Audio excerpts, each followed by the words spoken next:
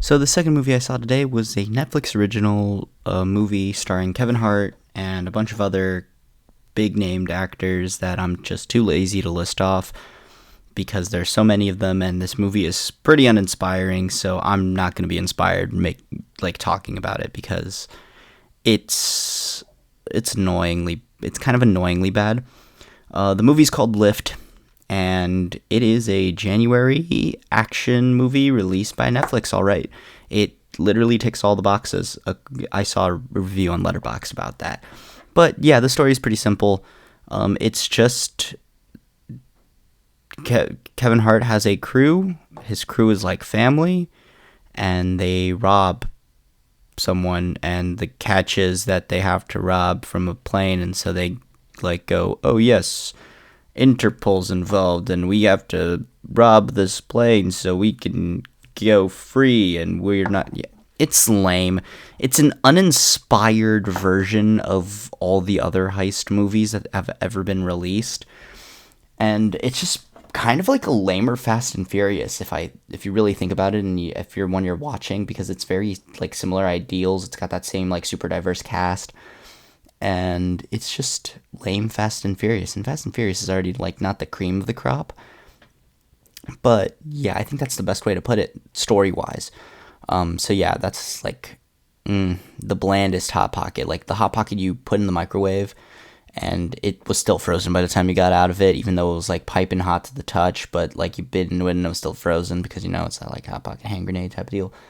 But yeah, not nothing. The story wasn't too interesting. Now the visuals were actually pretty good. There were a lot of good set pieces, a lot of good action set pieces. I did like the montage. I just felt like this movie was like 20 minutes too long. And that was because they just decided to push exposition for some reason. And I'm like, no, no, no, no. This is the type of movie where you just turn brain off and just keep going with the heist. Like, just make it a fun heist movie, and that's all you have to do. Like, don't try to explain it. But yeah, it's rough. But visually, cinematic wise, it's pretty good. It's got good soundtrack too. It's got some good music playing. It's got some good sequences, and it's got some decent enough jokes. But like, it's so cliched. But yeah, I'll give it a hand grenade score here because it is pretty explosive and rewatchable based on those visuals. Directing, man, this guy directed The Italian Job. It's not as interesting as The Italian Job, like shot composition wise. And The Italian Job was early 2000s. This is early 2020s, like mid 2020s, and the shot composition in his early 2000s movie is way better. So I'll give a hot pocket score just because like it's not bad, but it's just like you'll get sick of it pretty quickly because it's so cliched and reminiscent of older properties. Acting is pretty mediocre. It clearly looked like everyone was just here to cash a paycheck.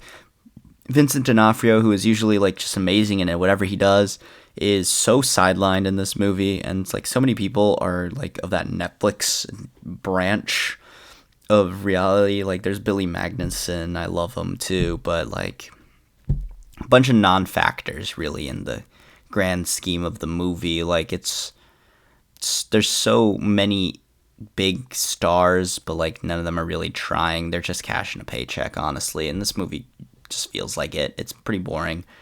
Yeah, I just don't want to talk about this any longer. Expectations and experience. Yeah, it's just not really super worth it. It's like okay if you're really bored, or maybe yeah, just really bored. You got some time to kill. You can watch this overbloated piece of hot pocket hand grenade. Yeah, that's pretty much it. If you enjoyed, leave a like, subscribe, comment down below if you checked this out or not. But yeah, other than that, I'll leave you guys to it.